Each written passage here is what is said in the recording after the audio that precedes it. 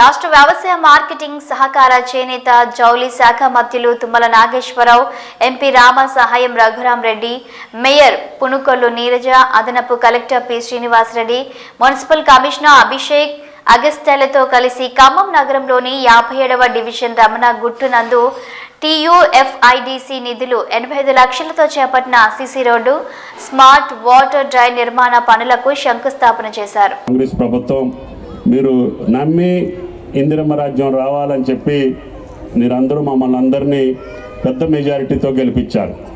కాబట్టి మాకు భగవంతుడు ఎంత శక్తి అంత మీకు సహాయపడటానికి ఏమంటాం తప్ప ఎక్కడా కూడా మా తరఫున పొరపాటు జరగదు అని చెప్పి మీ అందరికీ విజ్ఞప్తి చేస్తున్నాం.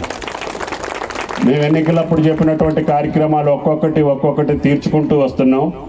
రేపటి నుంచి సంక్రాంతి పండుగ నుంచి కూడా నిరుపేదలు ఎవరైనా ఉంటే వాళ్ళకు కూడా ఇల్లు లేనటువంటి వాళ్ళకి ఇల్లు ఇవ్వాలని, తప్పకుండా పేదలందరికీ ఇందిరమ్మ ఇల్లు ఇచ్చేదానికి కూడా మన మంత్రి గారు మన జిల్లా వారే కాబట్టి నేను ఇంకెక్కువ అడిగాను ఇక్కడ. ఎందుకంటే 4-5 లక్షల జనాభా అయింది, పేదలు ఎక్కువ ఉన్నారు.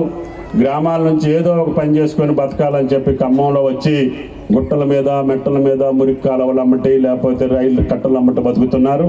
వాళ్ళందరికీ ఏదో రూపంలో మనకి ఇల్లు ఇస్తే వాళ్ళ జీవిత కోరిక తీరుద్ది. తప్పకుండా నాకు ఇల్లు ఎక్కువ కావాలని చెప్పి అడిగాను. మంత్రి గారు కూడా ఇస్తామని చెప్పారు. తప్పకుండా ఈ 4 సంవత్సరాల్లో రేవంత్ రెడ్డి గారి ప్రభుత్వ కాలంలో పేదలకి గతంలో మనం ఎట్లయితే దానవాయిగూడెం కానీ, రామన్నపేట కానీ, దౌసలాపురం కానీ, ఎలుగుమట్ల కానీ కాలనీలన్నీ కట్టి పేదలకు ఏ రకంగా ఇళ్ళు కట్టించగలిగామో అదే పద్ధతిలో మళ్ళీ ఇదే ప్రభుత్వం తప్పకుండా మీకు ఇళ్ల సౌకర్యాన్ని కూడా కల్పిస్తాం. సంక్షేమ కార్యక్రమాలు ఒక పక్క జరుగుతున్నాయి. ఇంకెక్కడైనా నిరుపేదలకు అందకపోతే కమిషనర్ గారిని కానీ, మేయర్ గారిని కానీ, మీ కార్పొరేటర్ల ద్వారా ఆ సంక్షేమ కార్యక్రమాలు తప్పకుండా మీ చేతికి వచ్చేటట్టుగా ప్రయత్నం చేస్తాం. అదేవిధంగా ఖమ్మం పట్టణానికి కూడా ఇప్పుడు వాటర్ సప్లై కింద కూడా 220 కోట్లు శాంక్షన్ చేసుకున్నాం అమృత్ కింద. తప్పకుండా అన్ని ప్రాంతాలకి మంచినీళ్ళు వచ్చేటట్టుగా ఈ 220 కోట్లు పనులు త్వరలోనే మొదలుపెట్టిస్తానని చెప్పి కూడా ఈ సందర్భంగా మనం చేస్తున్నాం. అదేవిధంగా రేపు కానాపురం నుంచి వచ్చినటువంటి వరద ఖమ్మం పట్టణం మీద పడకుండా దానికి కూడా సుమారు 250 కోట్లు మనం శాంక్షన్ చేసుకున్నాం. దాన్ని కూడా త్వరలోనే పని మొదలుపెట్టి వర్షాకాలానికంటే ముందే మళ్ళీ అటువంటి పరిస్థితులు రాకుండా ప్రయత్నం చేస్తున్నాం.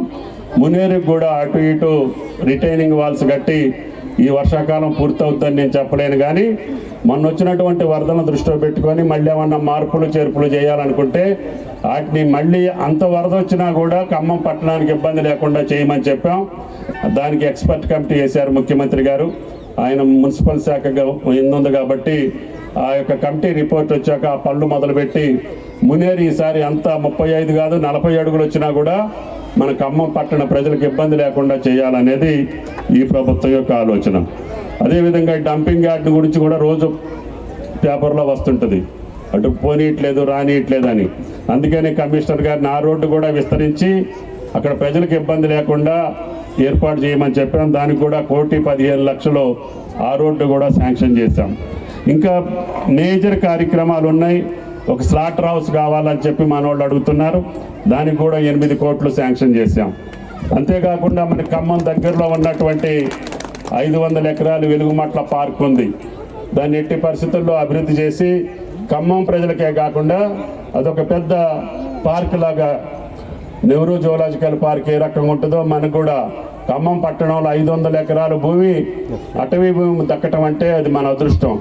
ఇప్పుడు వరకు ఖమ్మంలో ఒక మంచి పార్కు కానీ 10 మంది వెళ్ళి కాసేపు కూర్చుందాం పిల్లల్ని తీసుకెళ్దాం అంటే కూడా అవకాశం లేనటువంటి పరిస్థితిలో వెలుగుమట్లను కూడా అభివృద్ధి చేయాలని చెప్పి ప్రయత్నం చేస్తున్నాం. అదేవిధంగా మనకి చరిత్ర సృష్టించినటువంటి పూర్వీకులు మనకి ఇచ్చినటువంటి ఖమ్మం కిల్లా అదొక పెద్ద పేరు. దాని మీదకి వెళ్ళాలంటే మెట్ల మీద వెళ్ళాలి. పెద్ద మనుషులు కానీ ఇంకోటి పిల్లలు కానీ వెళ్ళే అవకాశం లేదు.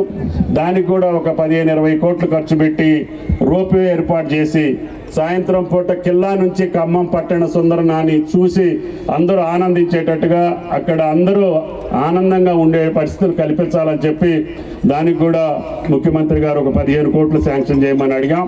తప్పకుండా అతి త్వరలోనే కిల్లా రోప్వేను కూడా ఏర్పాటు చేస్తామని చెప్పి మీకు విజ్ఞప్తి చేస్తున్నాం. డివిజన్ల వారీగా ఇంకా రహదారులు లేనటువంటి డ్రైన్ లేనటువంటివి ఉన్నాయి. దానికి కూడా ఒక 50-60 కోట్లు శాంక్షన్ చేసాం. చాలా మట్టికి పనులు మొదలుపెట్టారు.